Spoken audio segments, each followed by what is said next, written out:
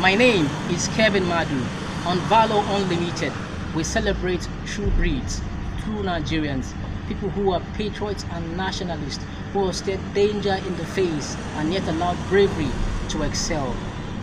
It takes more than courage, zeal, and perseverance to swim the murky, shark-infested waters that have characterized our nation, Nigeria. Since 1960, when a jubilant group of patriots fought to wrestle Nigeria from the hands of the colonial masters, the fortunes of this nation, the most populous black nation in the whole of the universe, has continued to dwindle. From economic inflation, high rates of unemployment, to the spate of banditry, terrorism, and the likes.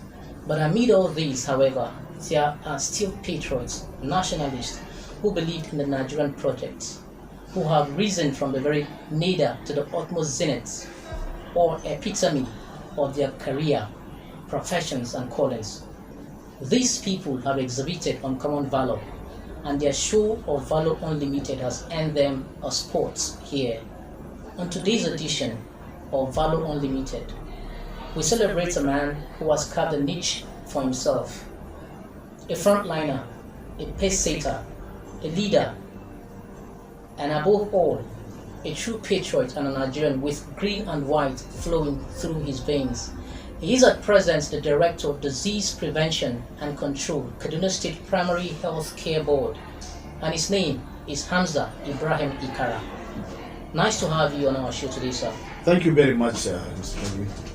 Alright, sir, we'll begin by asking you a whole lot of questions. It's a privilege to be with you on today's edition, and for me, I think people like you who have risen from the nadir of the society to the very top of it and still trying to reach to the very, very top. I'll begin by asking you, how has your educational, talking about formal, informal, Western, and or religious education helped you in taking you to the present state where you find yourself? Well, thank you very much for this question, for even having me to have this interview. I really appreciate even your station, the lecture sessions.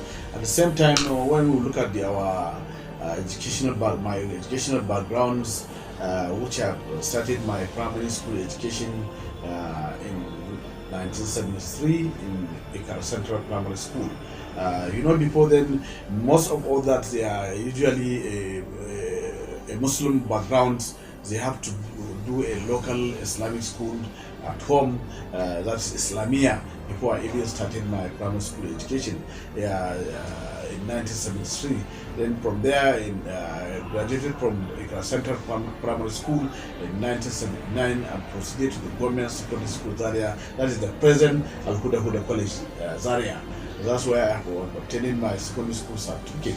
Then after the primary school, secondary school certificate, then I proceeded to School of Nursing in Kaduna, present Kaduna State now, where I graduated as a nurse.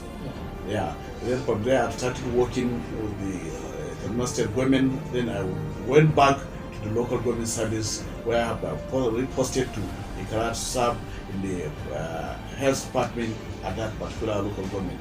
Then from there, then I started going to obtain to proceed or to further my education.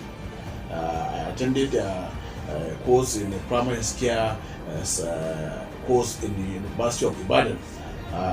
Then from there, I still went back to Ahmad Bello University Teaching Hospital to obtain a diploma in ophthalmic nursing. After there, then still I went back to continue with my normal work. And I still proceed to Abubakar Tafawa Balewa University, Bauchi, where I have my postgraduate diploma in community health and hygiene at that university. Then thereafter, also attended the administrative course in Ahmad Bello University, where I obtained an advanced diploma in public administration. Then from there, because of the nature of our work, I was appointed to be the local government health educator at that particular time. Then from there, from the nature of the participation that we have and working with a lot of people, partners and other things, and the level of commitment that I have, that the State Minister of Health see my commitment, promote me, and ensure that they have lifted me up from the local government service to the state government service in 2013, whereby I was deployed to Kaduna State Primary Healthcare Agency at that particular time. So this is how I proceed my education. Still at the primary school, I didn't even stay there. I still went back to do my master degree in Ahmadu Bello University in disaster risk management and development studies. After then I still, in order to proceed with a lot of things to meet the challenges that I have been seeing in the Kaduna State Primary Care Agency and the society, I still have to pursue my education. So I went ahead to have a master degree in public health in Mariam Abacha American University in the Niger Republic. So these are some of the things that I have been encountered at the course of my studies up to this time. So you'll say that there's a correlation between the Islamia religious school with also the Western education, that the two cannot be taken apart, or they can be taken apart, and yet one can also move from the Islamia school to also the Western education without affecting your religion as a person. Of course, there's nothing that will affect your Western education if you are doing your normal Islamic education, because everyone has his own time. As we have been brought up, at least you have to learn to know what's related to affected to your own religion. All right, now what would you say are your childhood memories?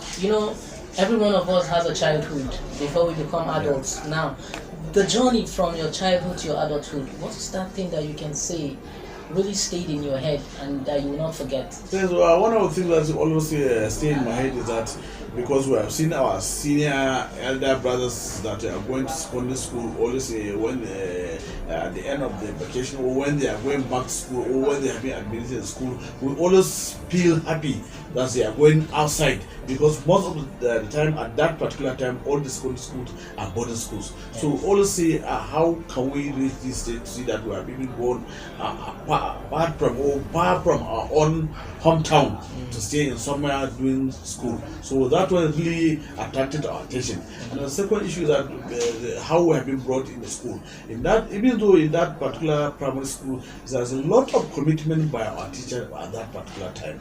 So a lot of things have been practiced. You will practice a lot of things. You will practice. This school will be doctors. This school will be farmers. This school will be bankers. This school will be commercial people. So a lot of things that create that will make people to have confidence or to have eager in the next day's activities. They will show you something that will make you be eager, that you will still want to do something tomorrow, because you will keep alert at that particular time. So these are the things that I will not even forget about them. Even in the school, in the classroom, a teacher will bring a bicycle, showing you how to ride a bicycle inside the classroom.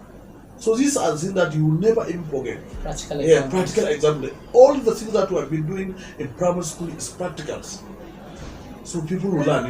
It's just, school is just like a Chinese. What you see, you forget, but what you see, you remember. Yes. But what you hear, you can forget it. So these are some of the things that we have been seeing in our primary school, which we'll never forget during our own childhood time. So now, it is from what you said now, it means that there's a disparity, there's a difference between the educational system we had when you went to school and now, and today's Nigeria, where the educational system is at its lowest ebb. So there's a difference to you. There is a quite difference, because there is quite discipline. Even when you close from school, when you know your teacher is staying at that particular street, you cannot even pass that street, because you meet your teacher, so that you don't do any mistake, because tomorrow when you happen to get you in the school, you'll be live. So there's that discipline.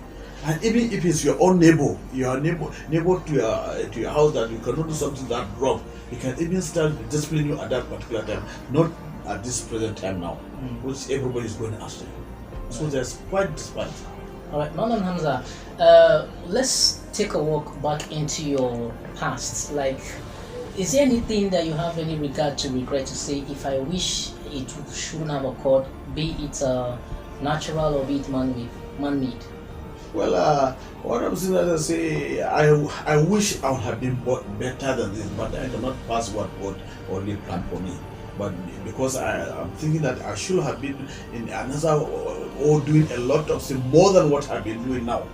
So that is all my own what I all feel in my own mind. But still, I still have to thank my Almighty for what I'm even doing now, for even the position that I have been occupying now. So your aspiration does not end here. You still want to aspire to a greater height. Of course, yes. Of course, yes. Every human being has that aspiration. So I am still aspiring for a greater height, so that I can still assist and help my good people in the state or even at the country at large.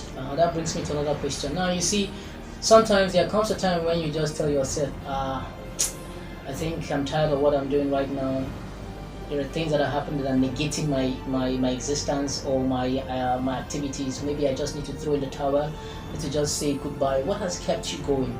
You said a lot of things from your school background and how you've moved from one school to another, and then from one institution to another. Now you are the Director of Disease Control of the Kaduna State Primary Healthcare Board. Now, what can you say have kept you going, kept you moving on? Well, confidence. I always have confidence on what I've been doing, and always have the support that I'm getting from my superior, from my colleagues. That's one of the things that keep me going. So because a lot of things that is been happening, even if you sometimes feel that you are tired of the work, but still because of the support that you have been having from even your superior and your colleagues, you just have to continue your work, and you will see that there are a lot of people that require your own service, your own support, your own assistance.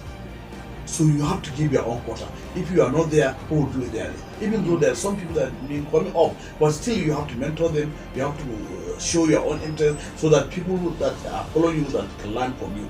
So that's one of the things that keep me going up to this time. This is a journey of life for you. You moved from one level to another level. Definitely there must have been thorns, there must have been areas where you felt went well, and there are things where you felt didn't really go well for you. Now what I'm trying to say is that how rosy or thorny has this journey of life been for you so far? Well, it's not easy. You know, most especially as a man, you have a lot of responsibilities to your own families, to your own friends, to your own relatives that you need to cater, you need to help, you need to support. So these are some of the things that the life is not easy unlike before. If you look at even the present situation of the country now, a lot of security challenges, a lot of financial implications, even in terms of educational and other things, social amenities. So that's among the things that possibly sometimes comes into your life that you find is so difficult to manage. And you begin to ask yourself, these are like setbacks for you, or you use them to still step forward? Well, it's a setback, but you cannot allow that setback to weigh you down. Mm-hmm. You have to try your own possible best. Thank God you are healthy enough. You can still do a lot of things, so you should not allow this to weigh you back. So you have to struggle and continue. Continue. It's normal in life. Now you mentioned family. For us Nigerians, especially for Africans, we actually value our families a lot. And the job you're doing, as early as possible, you're up and you're here. Probably you're leaving late in the evening. Your family might want to need you. How are you able to extricate yourself from that entanglement to also do your job here, and then on the home front take care of the family and see that things are moving well both at home and here in the office? Well, I have to thank God for my families, the support that I've been getting from my family. Even though my families, they are all civil servants, they are workers, so they know the talent, the level of commitment we are. And the second issue is that whatever you are doing it for the families to enjoy it. So you have to respect your work, you have to follow it and at least show interest and how they can support you to continue your own at whatever level that you have. So that trust is there from my own families. I have a full trust of my family. I have a full support from my family. So that one, it doesn't disturb our relationship or the care that I should have given to my own family. When I go back to my own house, I have total time for my own family. All right, now charity, they say begins at home. You definitely are from a local government. And definitely you have people who bank on you, or who look at you, or who look up to you rather. What have you done for your own people? What are you going to give, or what are you giving back to them, or what do you intend to give back to them?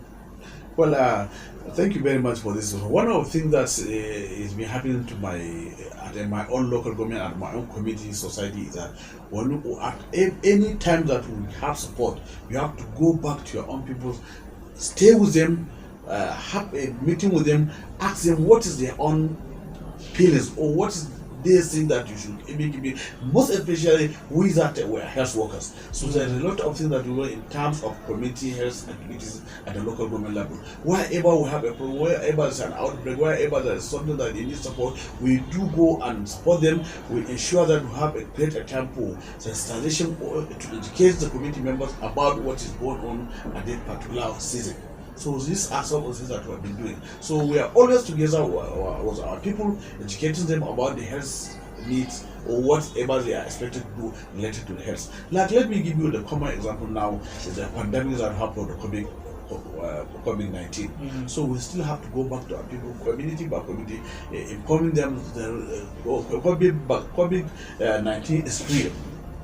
So they should not wait, they should not exercise anything that they have been saying, that let them follow the protocols that have been sent by the health personnel. Yeah.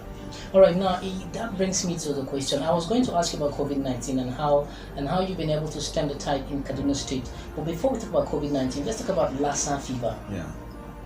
Now, when Ebola hit Nigeria some years back, I remember the federal government actually attacked it on all fronts, and before you knew it, it was out of the country. Now, for Lassa fever, how well informed are the people of Kaduna State? How well informed are the people of Nigeria? What advice can you give? What would you tell people are the causes of Lassa fever and the preventive measures that can be taken against Lassa fever? Well, and how dangerous Lassa fever is. Yeah, thank you very much. One of the things that we did related to the issue of these types of outbreak, the state government ensured that we activated our rapid response team, both at the state level and at the local government level.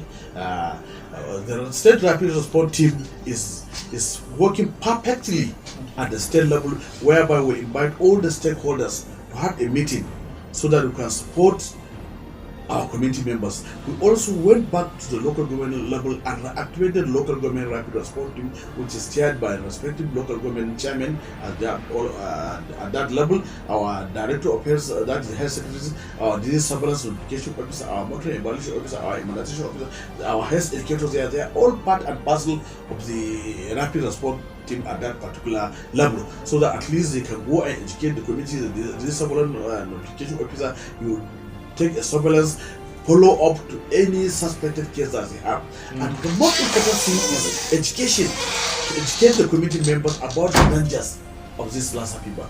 All what we want is let them know how can you get the Lassa fever, where can you get the Lassa fever. Because you know how our people sometimes they don't care about the bush meat and other things that they're taking, rat and other things. They are stained rats, firewood is being kept everywhere, water has been everywhere. Once this rat can come and take their water and other things. So a lot of things has been going on. Thank God for the relationships that we have with the media in the state. Because they are among things that are helping us to educate our community members through radio, jingles, radio discussion, television, and other things. So the second issue, traditional leaders and religious leaders, we always keep them on alert, so that they can help them do the sermon and the prayer in the church and other things, so that keep people aware of what is going on, most especially in terms of Lassa fever. So the State Ministry of Health and the Kaduna State Primary Care Board is doing a lot of things to ensure that people are being protected from this deadly disease, Lassa fever, in the state. So you're saying people should be careful. People should be careful of the kind of environments they are in.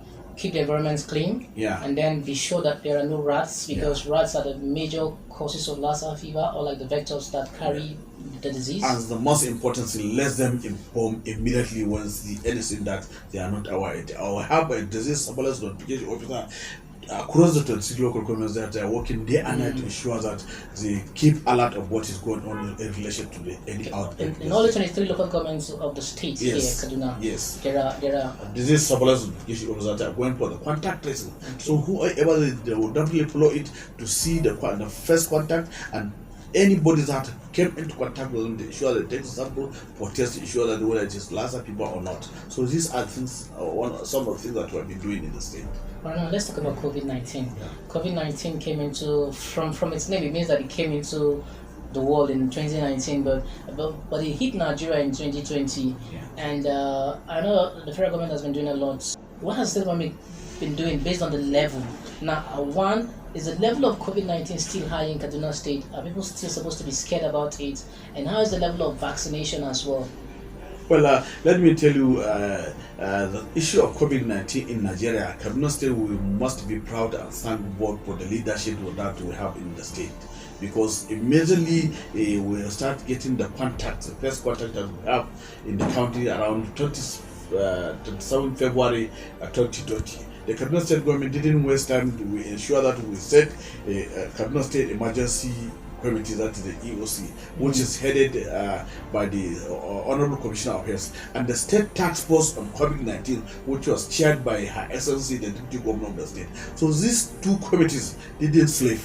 Every blessing day, every blessing night, we have to come and have a meeting in the evening to discuss the progress so far made toward the containing the situation of the COVID-19 in the state. So up to that time, when you have the first case that we have in 28 March 2020 in Kaduna State, we have never rest. Every blessing day, including Saturdays and Sundays and Fridays, no any day that we will not have meeting with all our deployment partners and stakeholders to discuss the progress made toward the prevention of COVID-19 in the state. So Kaduna State government, if you could remember, is the first state that even put the level of lockdown in most of the even in the country, so that at least people will be kept apart from this virus. So you see, you have done a lot of things. All our point of entry have been blocked, all our market has been closed in order to ensure that people have been protected.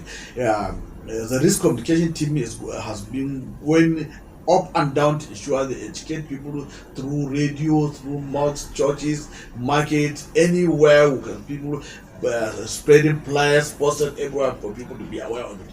But the state government provide a lot of hand sanitizers, hand washing materials in all the where people usually gather, so that at least people will be protected with this virus in the state. So last year, luckily enough, we started getting the vaccine in around March. So His Excellency the Governor of the state and the state team, our frontline health workers are the first target that have received this vaccine from around 10 March. So you see, Kaduna State has done a lot. Even at the present time now that we are having this discussion with COVID mass vaccination ongoing in the state, whereby as of now we have almost immunized almost get to 1 million people in the state with this COVID-19. Even though now the number of vaccines that we have in the county is not much as it can cover. We are expected to cover at least half of the population, that's almost over 4 million people in the state. So you see, the state government and the frontline health workers are working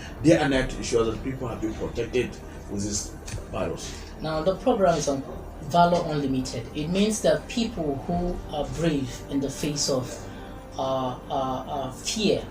Now, the reason we came to you today is what you've been doing. You're a health worker. When COVID-19 broke, a lot of health workers were in danger, and you have been risking your life. You've been putting your life on the line for the people of this state and also for Nigerians. So, on a final note, sir, what would you tell people to do differently, not for themselves now, but for other people who are out there? How can people show bravery in the face of fear? Well, the most important thing is to get the knowledge, to be aware of what is going on. Secondly, at what level you have seen people doing something that is not in order, please try and call them into order, because health for all is the responsibility of all. All right, the program is Valour Unlimited, and on today's edition, we have been talking with a man who is a patriot and also a nationalist, a man who has shown true valor in the face of fear. We've been talking with Mr. Hamza Ibrahim Ikara, who is the Director of Disease Prevention and Control, Kaduna State Primary Health Care Board. And on that note, we say have a wonderful day.